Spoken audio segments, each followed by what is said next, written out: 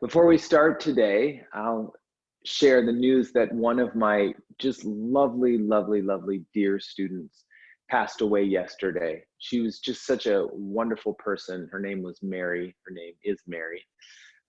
And anyways, I'd like to dedicate this class to her and her wonderful memory. And I think it gives us a little bit of an opportunity to talk about transition, to talk about death, to talk about passing away. And this is a good subject for Monday morning, isn't it? But it is something that is very, very present for us right now, even though people die every day. And Mary did not die from coronavirus, but people die every day. We're very aware of the concept of death right now because we're reading about the numbers and we're reading about the virus every day and how many people it's killing and how, it's just very, very present in our consciousness. But what I wanted to say about it, and try to always find an appropriate way to speak about death, but in a sense, when we're practicing yoga, we're taking ourselves to that place of merging, of uniting. That's our goal.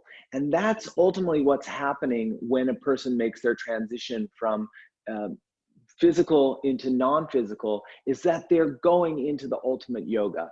They're going into the ultimate union. They're moving back into the stream of source. And, we try and make ourselves comfortable with it really every day when we're practicing. In fact, at the end of every class, we do a posture that's called Shavasana, which is the corpse pose. It's bringing yourself back to that place of such stillness that you can begin to feel your sense of oneness with all things. Part of being a human being means that we live in something called separation consciousness. I see myself in my bubble and I'm separate from you in your bubble. And if I don't like what you're doing in your bubble, then I'm mad at you and we might even start a war over it. My culture's bubble doesn't like your culture's bubble. We live in this sense of being separate. And the whole aim of yoga means union.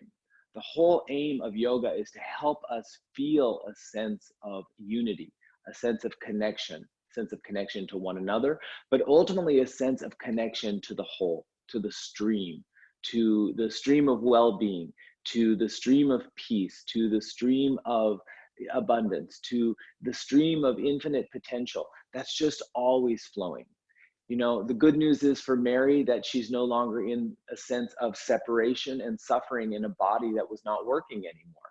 She is now part of that infinite flow. And for that, I don't feel sorry for her. I feel sorry for her family and the people that have lost their mother and their good friend and a student. That's sad. But I feel joyous that she has made the ultimate yoga and she can feel that sense of union once again.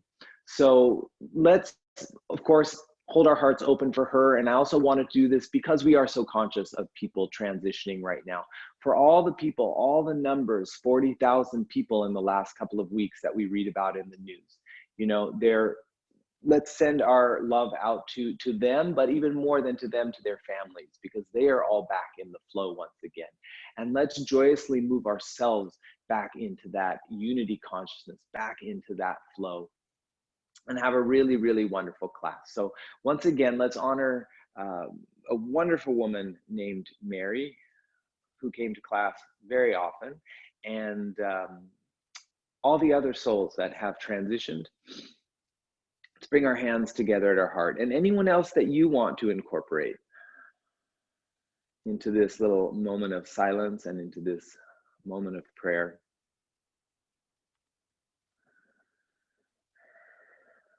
And just try and feel them in a place that is absolutely free, that's united, that's flowing, that's full of well-being, and that's connected to all.